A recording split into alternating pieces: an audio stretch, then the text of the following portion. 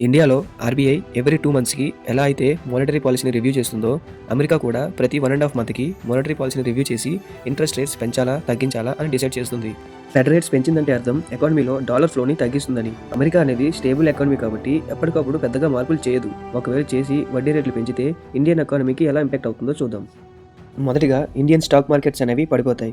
ఎందుకంటే ఎప్పుడైతే డాలర్స్‌లో ఉన్న బాండ్స్ అండ్ షేర్స్ ఎక్కువ ఇంట్రెస్ట్ పే చేస్తున్నాయో, ఫారిన్ ఇన్వెస్టర్స్ డాలర్స్‌లో ఇన్వెస్ట్ చేయడానికి ఇష్టపడతారు.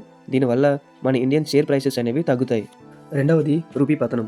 ఎప్పుడైతే ఫెడ్ రేట్స్ పెరిగాయో అప్పటి నుండి డాలర్ అవుట్‌ఫ్లో అనేది పెరుగుతుంది. దీనివల్ల ఎకానమీలో డాలర్ డిమాండ్ పెరిగి రూపీ అనేది పతనం అవ్వడం స్టార్ట్ అవుతుంది. మూడవది ఇన్ఫ్లేషన్. రూపీ పతనం అవడం వల్ల మనం ఇంపోర్ట్ చేసుకున్న గూడ్స్ యొక్క ప్రైసెస్ అనేవి పెరుగుతాయి.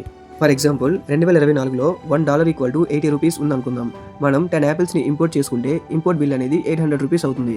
ఇప్పుడు 2025లో రూపీ పతనం అయ్యి $1 = 85 రూపీస్ అయిందనుకుందాం. అప్పుడు మనం అవే 10 యాపిల్స్‌ని ఇంపోర్ట్ చేసుకోవాలంటే $850 పే చేయాల్సి ఉంటుంది. ఈ విధంగా గూడ్స్ యొక్క ప్రైసెస్ పెరిగి ఎకానమీలో ఇన్ఫ్లేషన్ అనేది వస్తుంది. లాస్ట్ వన్ ఆర్బీఐ ఇంట్రెస్ట్ రేట్లు పెంచడం. డాలర్స్లో ఇన్వెస్ట్ చేస్తే ఎక్కువ రిటర్న్స్ వస్తున్నాయి కాబట్టి ఆర్బీఐ కూడా ఇంట్రెస్ట్ రేట్స్ని పెంచి ఇక్కడ షేర్స్ అండ్ బాండ్స్ను కూడా అట్రాక్టివ్గా ఉండేలా చేస్తుంది. దీనే టైట్ మానిటరీ పాలసీ అని కూడా అంటాం. అంటే రూపీ ఫ్లోని తగ్గిస్తుంది. ఇలా అయితే ఇన్వెస్ట్ చేయడానికి మనీ అనేది అవైలబుల్ ఉండదు. అప్పుడు ఎకానమీ గ్రోత్ అనేది తగ్గుతుంది. ఈ విధంగా ఫెడ్ రేట్స్ అనేవి ఇండియన్ ఎకానమీని ఇంపాక్ట్ చేస్తాయి.